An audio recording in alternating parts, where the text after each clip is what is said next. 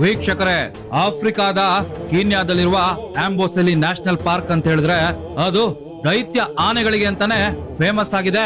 ಅಲ್ಲಿರುವ ಆನೆಗಳ ದೇಹ ಮತ್ತು ದಂತಗಳು ಅಂತ ಹೇಳಿದ್ರೆ ಪ್ರಪಂಚದಲ್ಲಿರೋ ಪ್ರವಾಸಿಗರೆಲ್ಲ ಅವುಗಳನ್ನ ನೋಡ್ಲಿಕ್ಕೆ ಅಂತಾನೆ ಬರ್ತಾರೆ. ಒಂದು ಆನೆಯನ್ನ ಸೂಪರ್ ಟಸ್ಕರ್ ಅಂತ ಹೇಳ್ಬೇಕು ಅಂದ್ರೆ ಪ್ರತಿಯೊಂದು ದಂತ 100 ಪೌಂಡ್ಗಳಿಗಿಂತ ಜಾಸ್ತಿ ಇರಬೇಕು.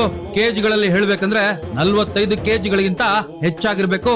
ಆವಾಗ ಆ ಆನೆಯನ್ನ ಸೂಪರ್ ಟಸ್ಕರ್ ಅಂತ ಕರೆಯಲಾಗುತ್ತೆ.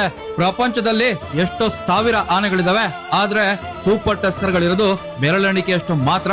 ಆ ಸೂಪರ್ ಟಸ್ಕರ್ ಗಳಲ್ಲಿ ಪ್ರಪಂಚದಲ್ಲೇ ದೊಡ್ಡ ಆನೆ, ದಂತಗಳು ಕೂಡ ತುಂಬಾನೇ ದೊಡ್ಡದಂತ ಕರೆಸ್ಕೊಳ್ತಿದ್ದ ಕೀನ್ಯಾದಲ್ಲಿದ್ದ ಕ್ರೇಗ್ ಎಂಬ ಆನೆ ನಿನ್ನೆ ಬೆಳಗಿನ ಜಾವ ಕೊನೆಯುಸಿರೆಳೆದಿದೆ. ವೀಕ್ಷಕರೇ, ಕ್ರೇಗ್ ಎಂಬ ಆನೆ 1972ರಲ್ಲಿ ಜನಿಸಿತ್ತು.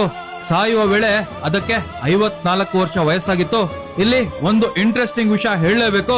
ನಮ್ಮ ಕಬಿನಿಯ ಭೋಗೇಶ್ವರ ಯಾರಿಗೂ ಕೂಡ ಏನು ಕಮ್ಮಿ ಇರ್ಲಿಲ್ಲ. ಅವನ ದಂತಗಳು ಕೂಡ ತುಂಬಾನೇ ದೊಡ್ಡದಿತ್ತು. ಭೋಗೇಶ್ವರ ಕೂಡ 60ನೇ ವರ್ಷದಲ್ಲಿ ಕೊನೆಯುಸಿರೆಳಿತಾನೆ. ಎಲ್ಲರೂ ಇಷ್ಟಪಡ್ತಿದ್ದ ಕ್ರೇಗ್ ಎಂಬ ಆನೆ ಕಳ್ಕೊಂಡು ತುಂಬಾನೇ ಬೇಜಾರಾಗಿದೆ. ಕ್ರೇಗ್ ನ ಆತ್ಮಕ್ಕೆ ಶಾಂತಿ ಸಿಗ್ಲಿ ಅಂತ ನಮ್ಮ ಪೇಜ್ ನ ವತಿಯಿಂದ ಕೇಳ್ಕೊತಾ ಇದ್ದೇವೆ.